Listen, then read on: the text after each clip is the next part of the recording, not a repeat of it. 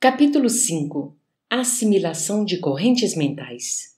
Faltavam apenas 2 minutos para as 20 horas, quando o dirigente espiritual mais responsável deu entrada no pequeno recinto. Nosso orientador articulou a apresentação. O irmão Clementino abraçou-nos acolhedor. A casa pertencia-nos a todos, explicou sorridente. Estivéssemos, pois, à vontade na tarefa de que nos achávamos investidos. A essa altura, diversas entidades do nosso plano colocaram-se juntos dos médiuns que estariam em serviço. Clementino avançou em direção de Raul, perto de quem se postou em muda reflexão.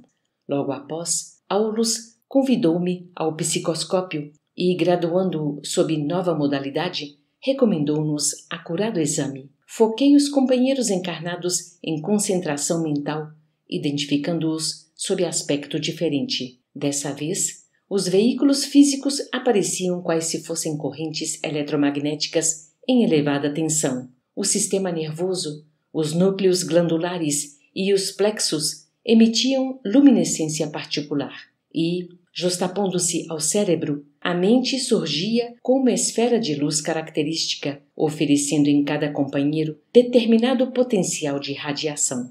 Assinalando-nos a curiosidade, o assistente explicou: em qualquer estudo mediúnico, não podemos esquecer que a individualidade espiritual na carne mora na cidadela atômica do corpo, formado por recursos tomados de empréstimo ao ambiente do mundo. Sangue, encéfalo, nervos, ossos, pele e músculos representam materiais que se aglutinam entre si para a manifestação transitória da alma na Terra, constituindo-lhe vestimenta temporária segundo as condições em que a mente se acha. Nesse instante, o irmão Clementino pousou a destra na fronte do amigo que comandava a assembleia, mostrando-se-nos mais humanizado, quase obscuro. O benfeitor espiritual que ora nos dirige, acentuou nosso instrutor, afigura-se-nos mais pesado porque amorteceu o elevado tom vibratório em que respira habitualmente, descendo à posição de Raul, tanto quanto lhe é possível, para benefício do trabalho começante.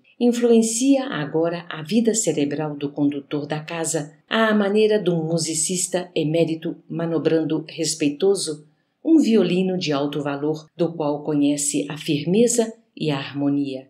Notamos que a cabeça venerável de Clementino passou a emitir raios fulgurantes ao mesmo tempo em que o cérebro de Silva, sob os dedos do benfeitor, se nimbava de luminosidade intensa, embora diversa. O mentor desencarnado levantou a voz comovente, suplicando a bênção divina com expressões que nos eram familiares, expressões essas que Raul transmitiu igualmente em alta voz, imprimindo-lhes diminutas variações. Com a emotividade que nos invadia a todos, brando silêncio se interpôs durante rápidos minutos. Fios de luz brilhante ligavam os componentes da mesa, dando-nos a perceber que a prece os reunia mais fortemente entre si. Terminada a oração, acerquei-me de Silva. Desejava investigar mais a fundo as impressões que lhe assaltavam o campo físico e observei-lhe então todo o busto, inclusive braços e mãos, sob vigorosa onda de força, a eriçar-lhe a pele num fenômeno de doce excitação, como que agradável calafrio. Essa onda de força descansava sobre o plexo solar, onde se transformava em luminoso estímulo que se estendia pelos nervos até o cérebro, do qual se derramava pela boca em forma de palavras. Acompanhando-me à análise, o assistente explicou. O jato de forças mentais do irmão Clementino atuou sobre a organização psíquica de Silva como a corrente dirigida para a lâmpada elétrica.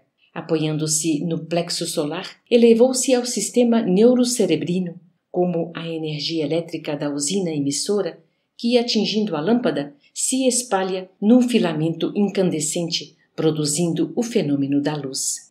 E o problema da voltagem? Indaguei, curioso.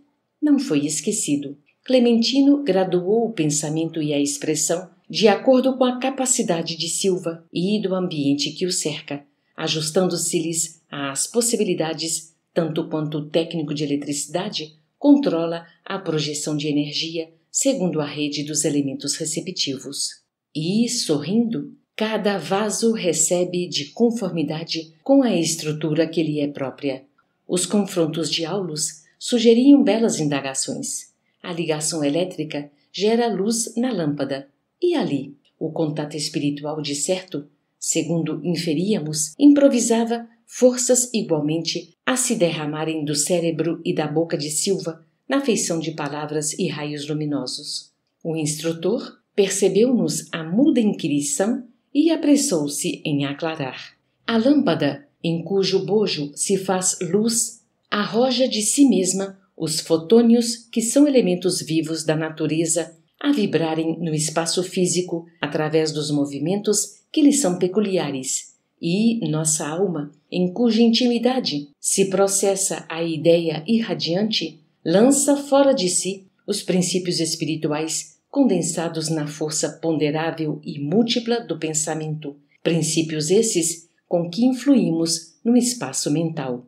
Os mundos atuam uns sobre os outros pelas irradiações que despedem, e as almas influenciam-se mutuamente por intermédio dos agentes mentais que produzem. A palavra serena e precisa do orientador compelia-nos à meditação, embora rápida. Os claros apontamentos em torno da energia mental conduziam-me a preciosas reflexões. Então, o pensamento não escapava às realidades do mundo corpuscular. Ponderei de mim para comigo.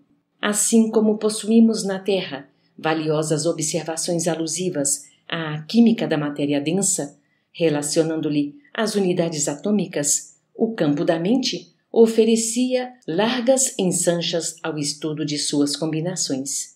Pensamentos de crueldade, revolta, tristeza, amor, compreensão, esperança ou alegria teriam natureza diferenciada com característicos e pesos próprios, adensando a alma ou sutilizando-a, além de lhe definirem as qualidades magnéticas. A onda mental possuiria determinados coeficientes de força na concentração silenciosa, no verbo exteriorizado ou na palavra escrita.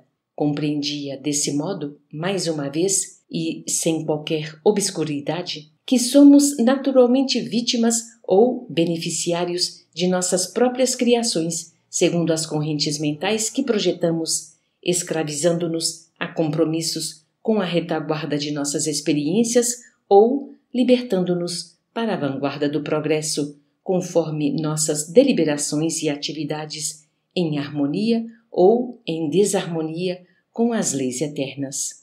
O solilóquio, porém, não devia alongar-se. Nosso orientador, atento aos objetivos de nossa permanência na casa, chamou-me a novas observações. Repararam na comunhão entre Clementino e Silva no momento da prece? E, ante a nossa expectação de aprendizes, continuou: vimos aqui o fenômeno da perfeita assimilação de correntes mentais que preside, habitualmente, a quase todos os fatos mediúnicos. Para a clareza de raciocínio, comparemos a organização de Silva, nosso companheiro encarnado, a um aparelho receptor, quais os que conhecemos na Terra nos domínios da radiofonia.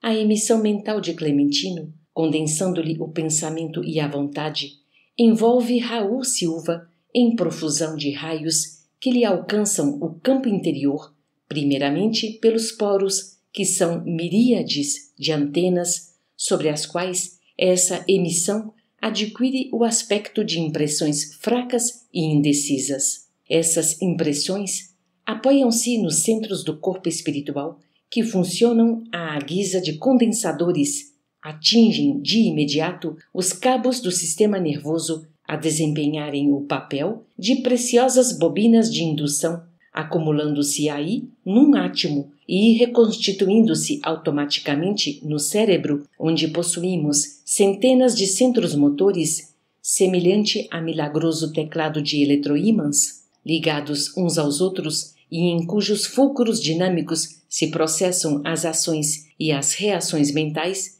que determinam vibrações criativas através do pensamento ou da palavra, considerando-se o encéfalo como poderosa estação emissora e receptora e a boca por valioso alto-falante. Tais estímulos se expressam ainda pelo mecanismos das mãos e dos pés ou pelas impressões dos sentidos e dos órgãos que trabalham na feição de guindastes e condutores, transformadores e analistas sob o comando direto da mente. A elucidação não podia ser mais simples, contudo, oferecia oportunidade a mais amplas indagações. Temos então aqui a técnica do próprio pensamento? Perguntou Hilário com interesse. Não tanto, adiantou o interlocutor.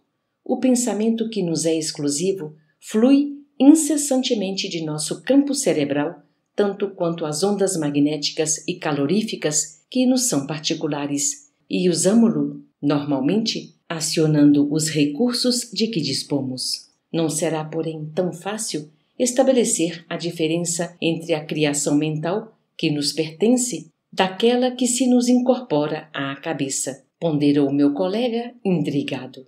Sua afirmativa carece de base, exclamou o assistente. Qualquer pessoa que saiba manejar a própria atenção observará a mudança, de vez que o nosso pensamento vibra em certo grau de frequência a concretizar-se em nossa maneira especial de expressão no círculo dos hábitos e dos pontos de vista, dos modos e do estilo que nos são peculiares.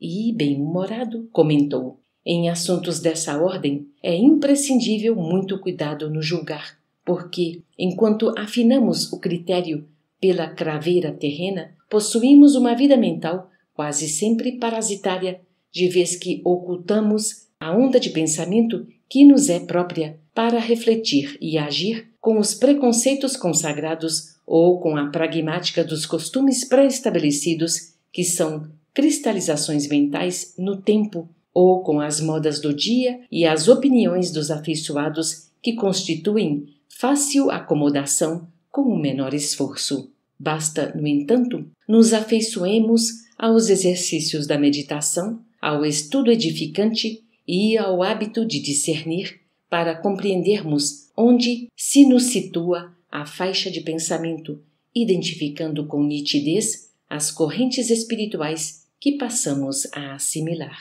Hilário pensou alguns instantes e, estampando na fisionomia o contentamento de quem fizera importante descoberta, falou satisfeito. Agora percebo como podem surgir fenômenos mediúnicos em comezinhas situações da vida, tanto nos feitos notáveis da genialidade como nos dramas cotidianos. Sim, acentuou o orientador, agora preocupado com o tempo que a nossa palestração consumia. A mediunidade é um dom inerente a todos os seres, como a faculdade de respirar, e cada criatura assimila as forças superiores ou inferiores com as quais sintoniza. Por isso mesmo, o Divino Mestre recomendou-nos oração e vigilância para não cairmos nas sugestões do mal, porque a tentação é o fio de forças vivas a irradiar-se de nós, captando os elementos que lhes são semelhantes e tecendo assim, ao redor de nossa alma, espessa rede de impulsos, por vezes irresistíveis. E, buscando o lugar que lhe competia nos trabalhos em andamento, ajuntou: estudemos trabalhando. O tempo utilizado a serviço do próximo é bênção que entesouramos em nosso próprio favor para sempre.